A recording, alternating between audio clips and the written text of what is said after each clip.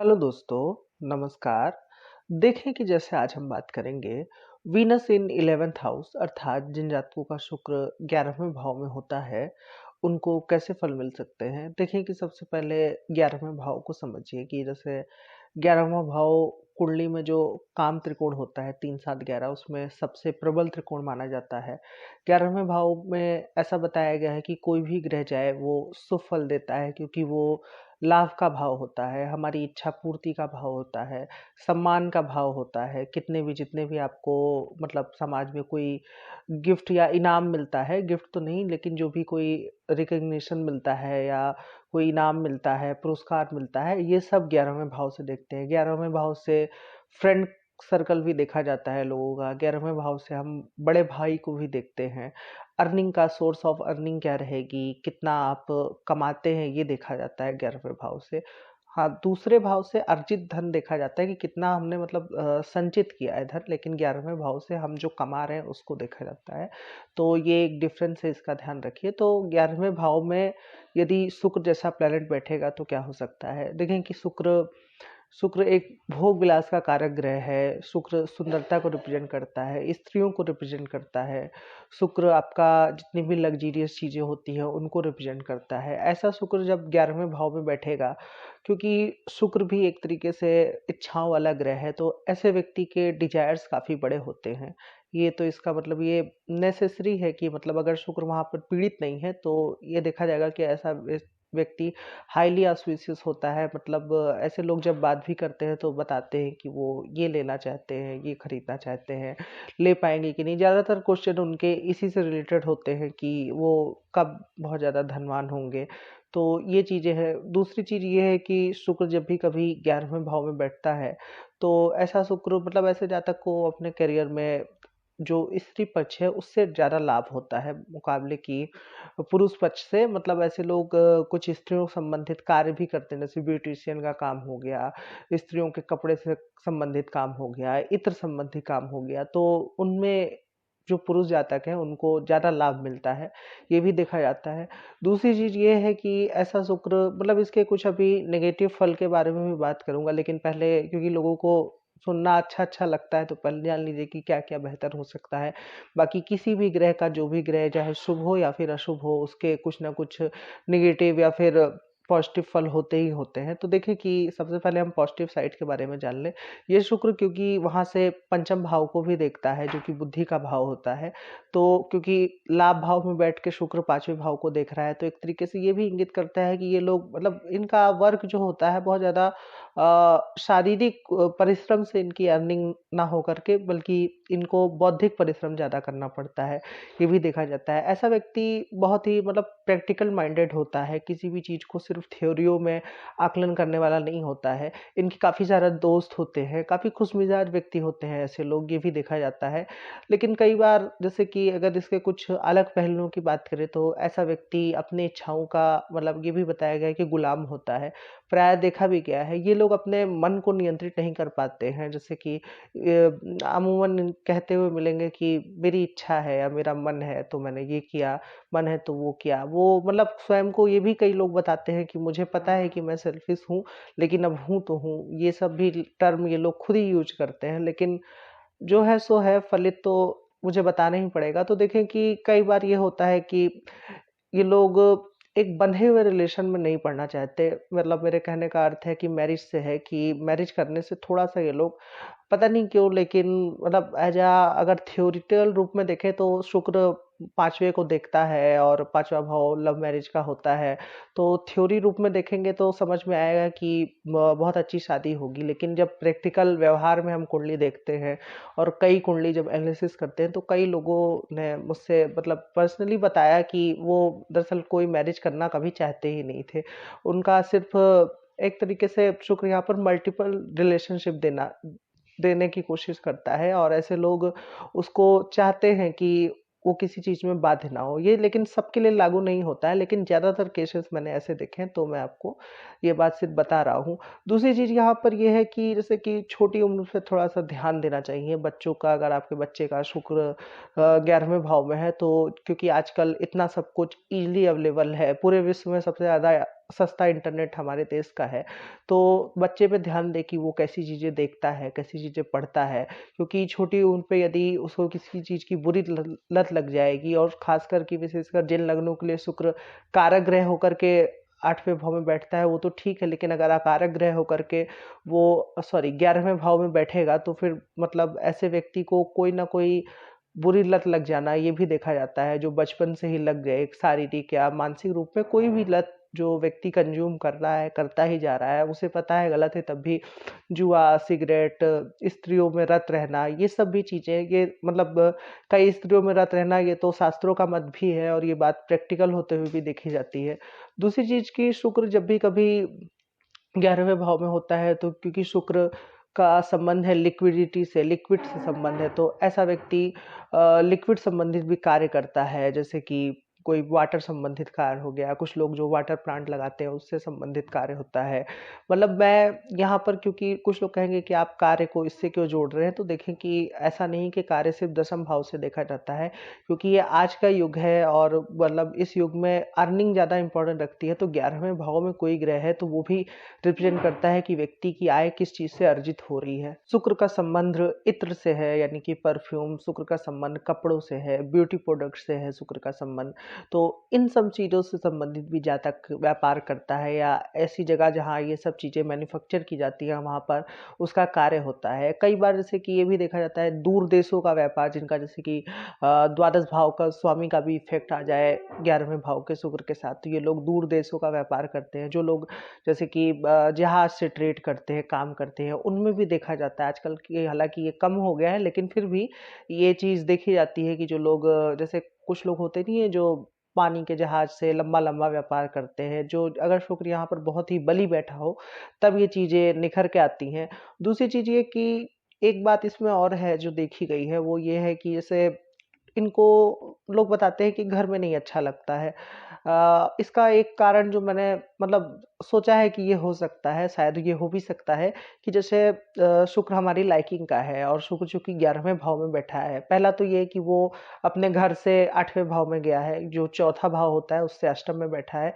दूसरा ये कि मतलब जैसे कि इन लोग का कहना है कि फ्रेंड सर्कल में रहना, घूमना-फिरना, मौज करना, वो इनको ज़्यादा भाता है, क्योंकि ज़ाहिर-सी बात है शुक्र ऐसे भाव में गया है। मतलब ये लोग बताते हैं कि जब शुक्र जैसे इनको समाज में बहुत ज़्यादा सम्मान मिलता है।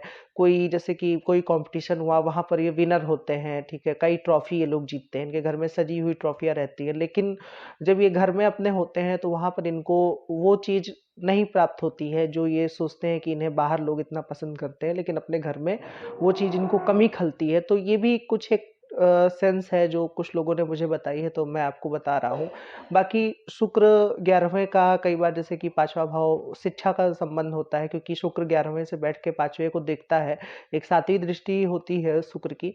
तो देखिए कि इसमें ये बात होगी कि ऐसा व्यक्ति कुछ जो आर्ट्स के सब्जेक्ट होते हैं, जैसे फिलॉसफी हो गया, हिस्ट्री हो गया, इन सब सब्जेक्ट्स को पढ़ना पसंद करता है। ऐसा व्यक्ति अगर शुक्र काफ़ी ज़्यादा मजबूत है, तो कुछ शायरी, कविता लिखना भी पसंद करता है, ये भी देखा गया है।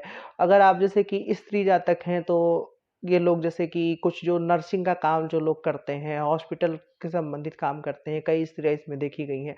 मेडिसिन का भी कार्य इसमें आता है, जो कुछ लोग जैसे जो केयर टेकर होते हैं, बेबी केयर टेकर जिनको कहा जाता है, वो भी उसका भी संबंध शुक्र के 11वें भाव से है, क्योंकि वो 5वें भाव को देखता है।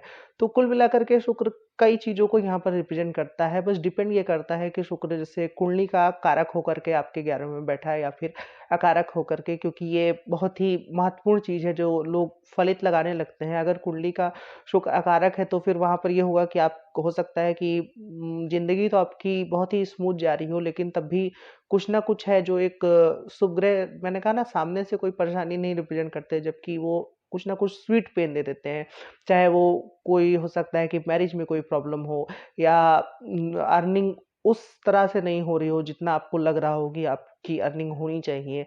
मतलब वो कुछ ना कुछ जो पेच फँसा रहता है, और शुक्र संबंधित कारकत्व में मतलब ऐसे लोग को हो सकता है कि कुछ शरीर में खाने-पीने से संबंधित दिक्कत हो सकती है, ख़ास करके लिक्विड चीज़ों से संबंधित। तो ये भी चीज़ें देखी गई हैं, और दूसरी चीज़ ये कि जैसे शुक्र रिप्रेज़ेंट करता है हमारे मतलब जो हम जितनी भी सुंदर चीज़ें देखते हैं, उसको शुक्र रिप्रेज़ेंट करता है। तो ऐसे लोग जो जैसे कि घर बनाने का काम करते हैं, मतलब घर लेकर के वो मिस्त्री वाला काम नहीं मैं कह रहा हूँ, जो विज़न बनाते हैं, जैसे कि डिज़ाइनिंग कैसी होगी, नक्शा कैसा होगा, ये सब चीज़ों का भी कार्य शुक्र को रिप्रेज़ेंट करता है। आजकल तो इतना सब आर्टिफ़िशियल इंटेलिजेंस आ गया है, लोग मोबाइल पे कपड़े डिज़ाइन करते हैं कि ऐसा-ऐसा कपड़ा होना चाहिए, ये यहाँ पर राहु का संबंध होना चाहिए, तब ये चीज़ ज़्यादा हो सकती है। तो कुल मिला के आप देखें कि शुक्र किस राशि में है। दूसरी चीज़ ये कि ये हाँ, एक बात और छूट गई कि शुक्र यहाँ पर बैठ के, क्योंकि 5वां भाव मंत्र साधना का भी होता है, तो अध्यात्म को भी रिप्रेज़ेंट करता है। और अगर ये शुक्र जैसे कि 11वें भाव में धनु का है, या फिर इवन मीन का भी मान लेते हैं कि हाँ, मीन भी रिप्रेज़ेंट करता है। मतलब थ्योरेटिकल रूप से कहें तो ये बात लागू होती हुई दिखेगी कि अगर मीन का शुक्र है या धनु का शुक्र है, या शुक्र पर गुरु का प्रभाव है, 5वें भाव को जब शुक्र देखेगा, तो ऐसा व्यक्ति मतलब हो सकता है कि वो उसकी ज़िंदगी मटेरियलिस्टिक लाइफ़ से भरी हो, लेकिन वो अंदर ही अंदर अध्यात्म को चाहे, थोड़ा-सा धीरे-धीरे स्पिरिचुअल होने की ओर बढ़े, तो ये भी कुछ चीज़ें देखी जाती है। व्यक्ति जैसे-जैसे मतलब अगर शुक्र पे जुपिटर का प्रभाव है, तो वो एक उम्र के बाद धीरे-धीरे वो अध्यात्म की ओर व्यक्ति बढ़ने लगता है। ये देखा गया है, गुरु की राशि में प्रायः शुक्र ऐसे फल देता है। ऐसे लोग जैसे कि प्रायः घूमना बहुत पसंद करते हैं, बाहर जाना, घूमना, लोगों से बहुत ही खुशमिजाज होके मिलते हैं। इनके मन में किसी के प्रति बहुत ज़्यादा बैर नहीं होता है। मतलब अगर प्रेम संबंधों को छोड़ दिया जाए, जैसे कि अगर प्रेम संबंध की मैं बात नहीं करूँ, तो नॉर्मली ये लोग जिनसे मिलते हैं, उनके प्रति बहुत ही जैसे इस तरीके का व्यवहार रखते हैं, जो एक टर्म यूज़ होता है लिबरल, कि हर किसी को चाहते हैं कि हाँ, सबका अच्छा हो, किसी से कोई बैर ना हो। ये लोग प्रायः जो हिंसा करने वाली चीज़ें होती हैं, उससे बचते हैं, चाहते हैं कि बातचीत से कोई भी विवाद हो, उसको सुलझा लिया जाए। तो देखें कि अब हम कुछ ग्रहों के बारे में बात कर लेते हैं कि शुक्र के साथ यदि 11वें भाव में कोई ग्रह बैठा हो, तो क्या फल हो सकता है। देखें कि सबसे पहले शुक्र और सूर्य बैठे हों, तो ये देखें कि दोनों एक तरीके से अलग-अलग उसको क्या बोलते हैं, तत्व के ग्रह हैं। जैसे कि शुक्र जल तत्व का ग्रह है, सूर्य अग्नि तत्व का ग्रह है। तो पहली तो बात ये है कि आप 2 तरीके से अपने सोर्स ऑफ इनकम अर्निंग रखिए कि जैसे कि आप कुछ लिक्विड संबंधित या जो शुक्र के कारकत्व से संबंधित कार्य हैं, उसको करिए। और सूर्य के संबंधित, जैसे कि ऐसा व्यक्ति हो सकता है कि वो कहीं पर कोई जॉब करता है जिसमें अथॉरिटी उसके पास है, और दूसरी ओर ये भी हो सकता है कि उसने खुद का घर से कोई वो बिज़नेस भी करता है, तो दोनों चीज़ को आप अलग करिए। लेकिन हर मामले में ये हो नहीं पाता है। कई बार ये भी देखा जाता है कि जैसे अगर शुक्र सूर्य से काफ़ी ज़्यादा अस्त हो गया है, तो जो क्योंकि 11वां भाव सम्मान को रिप्रेज़ेंट करता है, तो व्यक्ति जो सम्मान चाहता है कि उसे मिले, वो प्राप्त नहीं होता है। कई बार ऐसा होता है कि कॉम्पिटिशन में आपको प्राइज़ मिलते-मिलते रह जाना, ये भी चीज़ देखी जाती है। तो ये भी रिप्रेज़ेंट करता है। और अगर शुक्र सूर्य से बहुत ज़्यादा अस्त हो रहा है, तो वैवाहिक जीवन में भी थोड़ा-सा ये तनाव को इंगित करता है। अब बात करते हैं हम, जैसे शुक्र के साथ यदि चंद्रमा हो 11वें भाव में, तो 11वें भाव में चंद्रमा, शुक्र 2 जल तत्व ग्रह हैं। देखिए कि व्यक्ति, पहले तो मैं फलित में ये आएगा कि व्यक्ति बहुत ज़्यादा भावुक होगा। दूसरा ये हो सकता है कि व्यक्ति कुछ लिक्विड संबंधित कार्य करे, उससे अर्निंग करे, जो भी मैंने बताया, क्योंकि दोनों जल तत्व के कारक हो गए। तीसरा नर्सिंग का काम, कुछ ऐसा व्यक्ति जो लोग जैसे प्रेगनेंसी के डॉक्टर होते हैं, उसमें भी ये चीज़ देखी जा सकती है। इसमें कोई दिक्कत की बात नहीं है, शुक्र चंद्रमा बहुत अच्छा योग है। ऐसे लोग के मतलब ऐसे लोग घूमना बहुत पसंद करते हैं, फ्रेंड, इनको अपने दोस्तों से बहुत ज़्यादा लगाव होता है, भावनात्मक लगाव होता है। कोई इस योग में बुराई नहीं है। बस एक ही चीज़ का ध्यान रखिए कि दूसरों के प्रति बहुत ज़्यादा अति भावुक ना हो जाइए। ऐसे लोग प्रायः कई बार थोड़े से बड़बोले हो जाते हैं। मतलब जैसे कि आप अपना स्वभाव दूसरों के सामने थोड़ा-सा छुपा के रखिए, तुरंत ही उदार मत हो जाइए। जैसे मतलब कहने का मतलब है कि कई बार बेवकूफ़ी भरी हरकत कर देना कि 5 मिनट मिले नहीं, उसी में अपना सब कुछ बता दिया, या कुछ पैसे दे दिए। तो ये सब चीज़ों का ध्यान रखें, बहुत ज़्यादा भावुक होने की आवश्यकता नहीं है। अब देखें कि यदि शुक्र के साथ मंगल बैठा हो, तो शुक्र और मंगल देखें काफ़ी मतलब ये एनर्जेटिक योग होता है।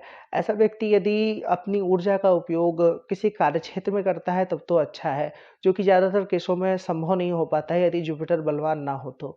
लेकिन यदि मान लीजिए कि फिर भी ये संभव होता है, तो ऐसा व्यक्ति किसी मशीनरी में और किसी कंपनी का, जैसे जो लोग शुरू करते हैं किसी चीज़ को, क्योंकि मंगल काफ़ी ऊर्जावान ग्रह है, तो किसी चीज़ को शुरू करने का काम इनको दिया जाता है कि कैसे कोई चीज़ रिप्रेजेंट हो सके। लेकिन कार्यक्षेत्र से ज़्यादा मैं ये बता दूँ कि यहाँ पर शुक्र मंगल चूँकि वो दोनों 5वें भाव को देखते हैं, तो ऐसा जातक मतलब थोड़ा-सा इस सावधान रहने की ज़रूरत है। बहुत ज़्यादा मतलब प्रेम संबंधों से घिरा हुआ स्त्री या पुरुष में रत रहना, अपनी इच्छाओं को काबू में ना कर पाना, टीनेज में तो ये सबसे ज़्यादा होता है, तो ये भी एक बात है। धीरे-धीरे लेकिन कई शुक्र-मंगल वाले लोग हैं जो आगे जा कर के अध्यात्म की ओर भी बढ़ते हैं, लेकिन शुरुआत में इन्हें मतलब अपनी इच्छाओं पर काबू रखना बहुत थोड़ा-सा टिपिकल हो जाता है। और दूसरी चीज़ ये कि ऐसा व्यक्ति भावनात्मक होने के साथ-साथ कई बार हिंसात्मक रोल भी अदा करता है। यदि यहाँ पर उग्र राशि पाई गई जैसे मेष या फिर कोई वृश्चिक जैसी स्थिर राशि यदि पाई जाती है, तो दोनों बातों का ध्यान रखिए। बाकी ये योग मतलब मैं कहूँ थोड़ा-सा सम-सा योग है, डिपेंड करता है कि पूरा चार्ट क्या कह रहा है, तो इस योग का ज़्यादा फल अच्छे से पता चल पाएगा। अब देखें कि हम बात करते हैं शुक्र बुध 11वें भाव में हो, तो ये बहुत अच्छा योग है और मतलब बहुत ही अच्छा योग है। मैं कहूँ कि बिज़नेस के लिहाज से देखा जाए तो बहुत अच्छा योग है। ऐसा व्यक्ति का दिमाग बहुत ज़्यादा तेज़ होता है, ऐसा व्यक्ति टीचर हो सकता है, मैथमेटिक्स हो सकता है, जो लोग आजकल शेयर मार्केट खेलते हैं उसमें भी आता है।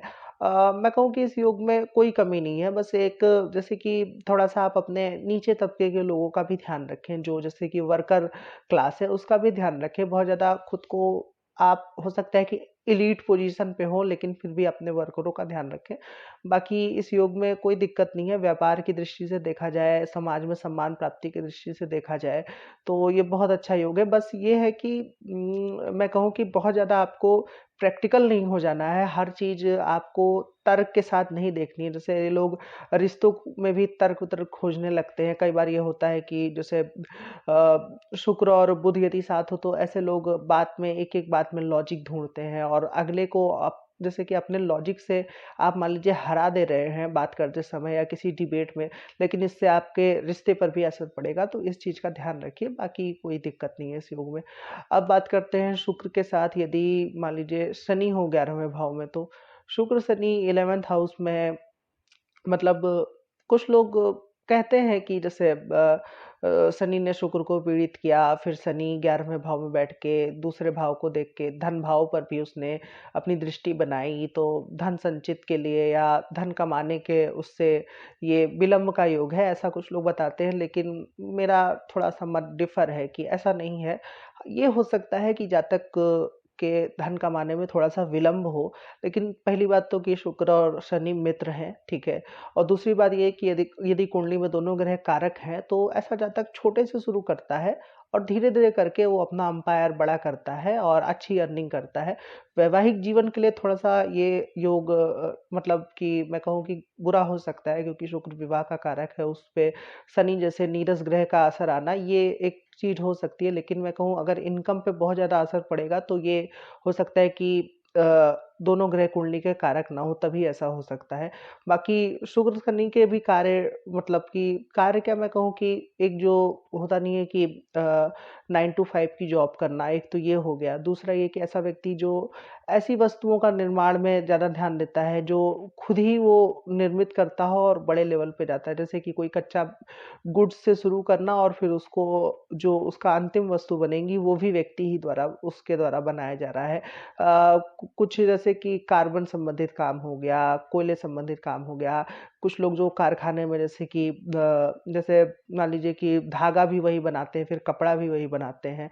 ऐसे लोग काफ़ी ज़्यादा मतलब व्यापारिक बुद्धि के आदमी होते हैं कि अगर बुध मजबूत है तो, वरना फिर कई बार जैसे कि जो एक गौण बुद्धि होती है वो भी देखा जाता है। मतलब ये कि इन्हें आप कुछ काम बता दीजिए तो ज़्यादा अच्छा है, बजाए कि इनसे खुद निर्णय लेने को कहा जाए, वहाँ पर ये योग मात खा जाता है, डिफ़र करता है। तो वही मैंने कहा कि यदि कुंडली में बुध और जुपिटर बली है तब तो ये ठीक है, वरना अगर बुध और बृहस्पति कमज़ोर है तो ऐसे व्यक्ति को बेहतर है कि वो जॉब करे और उससे कोई काम बताए तो वो ज़्यादा ठीक है। ऐसे लोग अपना काम प्रायः बहुत ही जो एक होता नहीं है अच्छे रूप से कर शुद्ध रूप से, जो लोग बहुत ही एक्यूरेटली दिखाते हैं और जो एकदम डिज़ाइन वाइज़ हर तरह से परफेक्शन इनको बहुत पसंद होता है, ये देखा गया है। अब बात करते हैं शुक्र और जुपिटर के, क्या कहने हैं इस योग के। इसका मतलब हो गया शुक्र और जुपिटर, पहला फलित तो ये होगा कि समाज में ये लोग नामचीन होते हैं। मतलब देखिए, मैं जो ऐसे डायरेक्ट आपको फलित बता दे रहा हूँ, ये सिर्फ़ एक पॉइंट है, कहने का मतलब आप इसको ऐसे सीधा-सीधा नहीं लगाएँगे। इसमें से हो सकता है कि मैंने जितनी बातें बताई हैं, उसमें से कोई बात ना सच निकले, मैं कई बार ये भी कहता हूँ। तो कमेंट में लिखिएगा कि क्या-क्या सही हुआ, क्या-क्या नहीं मैच खाया, तो आगे से ध्यान रखा जाएगा। कुछ चीज़ें मैं बताता हूँ जो लिखी हुई हैं, कुछ चीज़ें मैं उस पे भी बताता हूँ जो मैंने देखा है चार्ट में। तो बस ये बात है कि जैसे हमें कहीं से तो शुरू करना पड़ेगा। जैसे शुक्र और जुपिटर रिप्रेजेंट करते हैं कि व्यक्ति समाज में सम्मानित होगा, उसके दोस्त अच्छे होंगे, काफ़ी बुद्धिमान दोस्त होंगे उसके। तो ये एक पॉइंट है, आपको बाकी पॉइंट से भी चेक करना होगा, चंद्र कुंडली क्या कह रही है, लग्नेश की स्थिति क्या है। ये सारे फल बेकार हो जाएँगे, पता चले कि लग्न और लग्न का स्वामी पीड़ित है, व्यक्ति बीमार रहता है, लीजिए आप सम्मानित हो जाइए। तो इन सब बातों का जो कुंडली के बेसिक्स हैं उसका ध्यान रख कर के आप लोग इन स चीज़ों को देखिएगा, सीधे-सीधे मत पहुँच जाइएगा।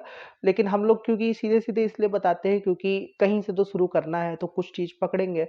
तो देखें कि जैसे शुक्र गुरु अगर 11वें भाव में, शुक्र गुरु पे मैंने वीडियो भी बनाया, आप चाहे तो उसको भी देख सकते हैं। 11वें भाव में हो तो पहली बात तो कि ऐसा व्यक्ति कोई मतलब बहुत ही जो हाई पेइंग जॉब होती है वो करता है। कोई हाई पेइंग मतलब जो प्रोफ़ेसर होते हैं वो देखा गया है। ऐसे लोग पुस्तकें लिखते हैं, बहुत ही हाइली नॉलेजेबल लोग होते हैं क्योंकि दोनों ग्रह की दृष्टि 5वें भाव पे होगी। इनकी संतान बहुत ही योग्य संतान होती है और समाज में नामचीन व्यक्ति होते हैं। बस ये है कि जैसे कि कई बार ये लोग समाज के लिए बहुत ज़्यादा करते हुए देखे गए हैं बजाए कि अपने लोगों के लिए, तो यहाँ पर थोड़ा-सा डिफ़र करता है। वही है लेकिन ये कोई बहुत बड़ी कमी नहीं है, मतलब कुछ एक केसेस में देखा गया है, ज़्यादा नहीं, तो मैं बेवजह की कमियाँ नहीं निकालूँगा, अच्छा योग है। अब देखें कि हम कौन से ग्रह रह गए, शुक्र और राहु रह गया। शुक्र और राहु अगर वर्क संबंधित बात की जाए तो डिज़ाइनिंग में आता है, जो लोग ऑनलाइन काम करते हैं उसमें आता है। जैसे कि फैशन डिज़ाइनिंग हो गया, कुछ जो ब्यूटी क्रिएशन होता है उसमें आता है ये। दूसरी चीज़ ये कि ये लोग जैसे कि जो विदेश संबंधित कार्य करते हैं उसमें भी आता है, विदेशी जॉब किसी ऐसी कंपनी में काम करना जो फ़ॉरेन संबंधित कंपनी हो और उसमें शुक्र का संबंध आता हो, जैसे कि मैंने बताया था लिक्विड का, कपड़े से संबंधित काम, बाकी जो शुक्र के कार्य बताए गए हैं।